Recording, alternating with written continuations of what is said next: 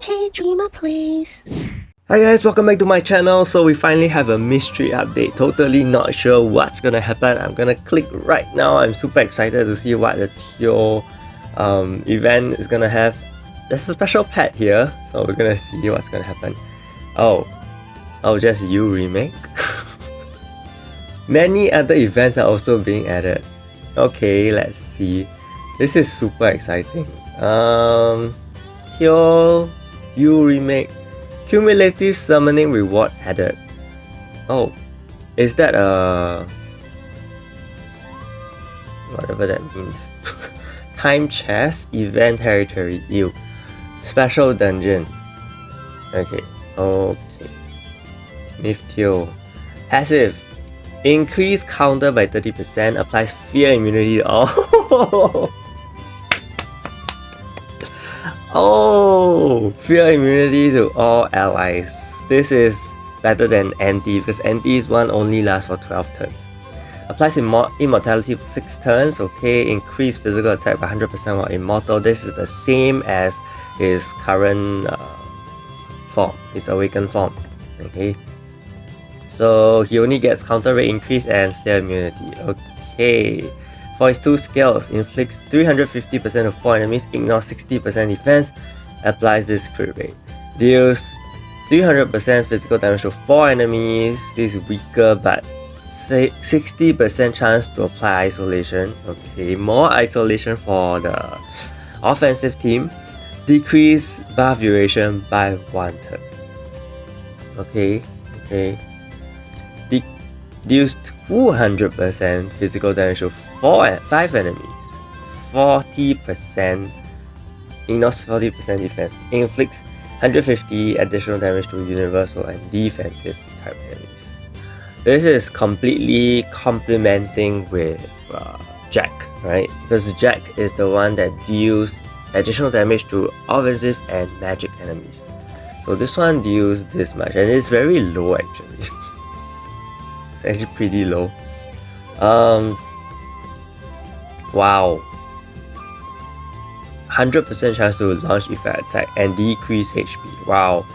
Okay, it's okay because Fenris are not used at all in the higher tier, and there's so many offensive heroes now you have to use, such that Fenris is no longer one of the more essential heroes in in offensive teams, right? But it's possible that they are still being used in the lower tier, and with that, maybe Teo's effect attack won't be that good in the lower tier, but we'll see. Increase critical rate by 100%. Wow. Increase his own critical rate by 100%. That is huge. This one 20% and deals 100% more damage to universal and defensive type enemies. So wow, he's gonna deal like a lot of damage. He's gonna deal like 450% to universal and defensive type enemies. And don't forget, this will be buffed, this skill will be buffed by the fighter's soul as well. So that's gonna be 20% more damage on the 5-man AoE. So his awakened skill is gonna hit super hard against universal and defensive type enemies. But against offensive teams and magic teams, I'm not too sure about the damage at all. It may be 20% more of the 200% with the ignore defense, which could be decent. And as long as he crits, I think it can still deal a lot of damage. And he does have counter rate increase, which means he's most likely gonna be the new counter hero for offensive team. But unfortunately, we still do have Dylan's there, which is very sad because if you think about the offensive team right now, there are many heroes that require team effort. Okay, even though Teo is not one of them, but you still need Dylan's for the buff block. Likely Fi is not gonna go anywhere.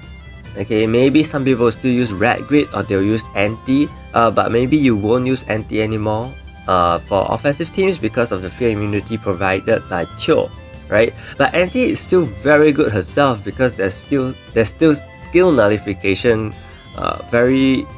going very well for the offensive team, right?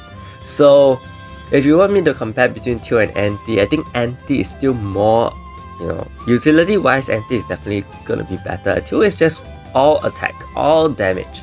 You know, just a very heavy hitter if I'm not wrong. Like something like Jack. So whether or not you are gonna use Jack is the question.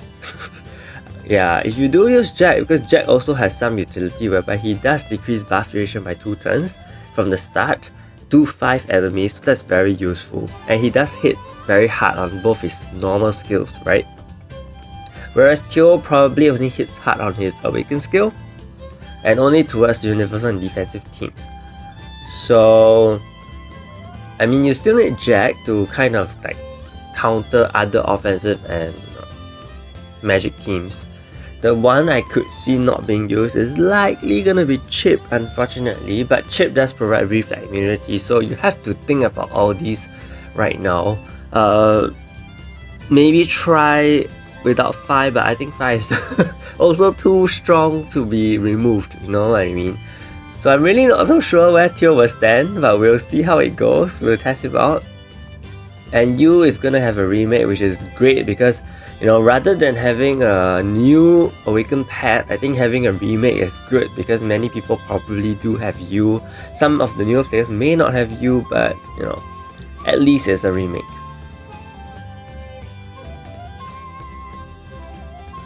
Oh my god, they added active skills. They are adding active skills. That is great. They've really listened. He really listened to us. That's good. So he's gonna get 50% defense decrease, which is huge. I don't think he ever got 50%. I'm not too sure. Decrease recovery by 50%. That's also great. Increase crit damage of all allies by 50%, and for his final one, decrease all enemies buff duration by 1 turn every 5 turns. This is similar to Mr. Armor if I'm not wrong. Yeah, and oh, it also allows pet active skills to be used. So you have to hit at least level 7 for use active skill to be added, to be used. Okay, he has 15 gauges and he will decrease buff duration by 3 turns. So how are pet active skills used? They did not say. I think it will just be used whenever it is full, I guess. So not too sure how long this will take, to be honest, because unless it charges like regular hero awaken skills, otherwise I'm not too sure how fast it can be.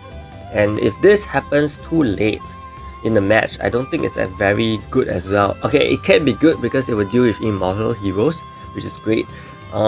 Yeah, but beyond that, if it happens too late, then I'm not too sure how effective it will be. But the passive looks good now, all 50%, which is great. Okay, yes, and finally we get active skills. So I do expect all the pets to be getting certain remakes or something to be having active skills added. Okay, cumulative summon. A new system has been implemented that will provide additional rewards according to the number of. Oh, this is very good. Wow. Prime hero selector including Iris. Okay, so the more you summon, on top of the Chloe's gift, you will be getting prime hero selectors. That is amazing. This is kind of like a pity summon system, but except you get a selector instead. Yeah. Repeat reward look the same to me. So if you do 10 summons, you get an extra 11 heroes. If you do 20 summons, you get extra heroes and you get soul essence. This is a lot. 3000 soul essence is about 3 weeks worth of effort. And then at the 50th mark, it is this. It doesn't say which banner it will be, but I assume that it will just be on the regular banner as well. Cumulative, so that 50 is going to be like, I cannot count again. 50 is going to be about, how many rubies is that? 12,500 rubies. You get one prime hero selector. 12,500 rubies. Compared to the effort we use for a regular prime hero, I think that is average, pretty decent. Okay, it will take time, so it will spread across a few banners, so don't worry about that. You have a time chest, Death Kagura time chest. More myth jewels. Wow, new video I have to do. So this completely complements what we had before. Remember, we had the mythical Dark Knight and mythical 4-Lord selector. Now we have a mythical Revolution Jewel selector and a mythical 4-Lord of Woe selector, which is amazing. This is one of the most amazing selectors. Okay, we have a play event. Event territory. Okay, with a Myth-Teo dungeon where we get awakened power-up crystals every day, obtained by a fixed chance. Every day we get awakened power crystal. This is how long is. Wow, are you freaking serious right now? This is 4 weeks worth. This is 30 awakened power crystals. You better do this dungeon. This is insanely amazing. All these currencies are actually from the dungeons of Redwood Gerard, Eve, Anti, and Daya. They'll all be removed in the game, so they'll no longer be found. It doesn't matter to you, really. Heavenly Stairs and Brawl. Okay, so the update looks amazing in terms of rewards and pet and all these systems. QOL updates, I really appreciate it. Okay, we're gonna look at the in-game stuff. What's on sale? Iris is still there. Mine is still there. What else? You get Myth. You have 7 Prime Hero tickets. Okay, you get. This is the standard one. Is this package finally back? Yeah. Soul Shards and Prime Hero tickets in Make's calendar. You get subset stones. All these are permanent purchase. Polishing stones. Okay, nothing much. Yeah, so event territory rewards. Let's look at that because sometimes it does make a difference. Very, very good. Oh my goodness, this is a must-do event territory. The Dark Knight jewels, like I see that they're giving a lot of myth jewels, which is very, very suspicious in terms of what is to come. But you know what? It is what it is. Free myth jewels. Who doesn't want that? Yeah. So overall, I think the update is surprising in a positive way, because not just for Teo. I think Teo is gonna be pretty strong. Not gonna lie. With 6 turns immortality, he's either gonna replace Anti or Fi. He can replace anyone, which is very interesting. Okay, he can, except Dylan's. He can replace anyone. And I mean, awakened skill added for pets.